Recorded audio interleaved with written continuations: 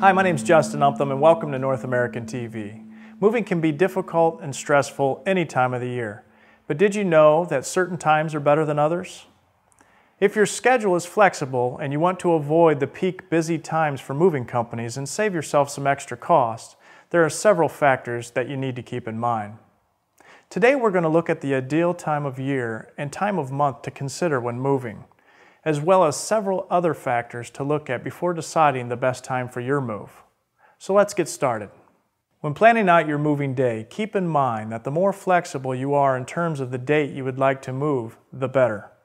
This will ensure that you are able to avoid the busy season and reduce costs associated with your move. So when is the best time of year to move? Most moving companies will tell you either in the spring or fall.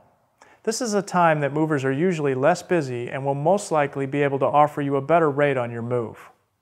Moving companies are often the busiest from June through September, when the children are not in school. But if you want to avoid extra stress, it's best to forget about June through September and instead focus on the spring and fall time. Now that you know the best times of the year to move, let's talk about the best times of the month. Deciding to move at the beginning of the month is usually your best option. Moving companies are busiest mid-month and at the end of the month. Also keep in mind that moving on the weekends usually will cost you more than moving during the week. If you want to save yourself some extra money, schedule a move at the beginning or end of the week. While time of year and time of month are important considerations to keep in mind, it's also crucial to look at other factors as well. If you have children who are currently enrolled in school, it may be easier on them if you schedule your move through the summertime or over a holiday. Although this is the busier time for moving companies, it may reduce the stress on your children. Besides considering children, you should also think about your employment. If moving for work, you may have no say when it comes to the date and time. Be sure to coordinate with your employer to find the best option for both of you. Another factor to keep in mind is the availability of moving into your new home and when you're required to be out of your old one. You wouldn't want to schedule a moving day and then realize your new home isn't even ready to be moved into. It's best to check both of these dates beforehand.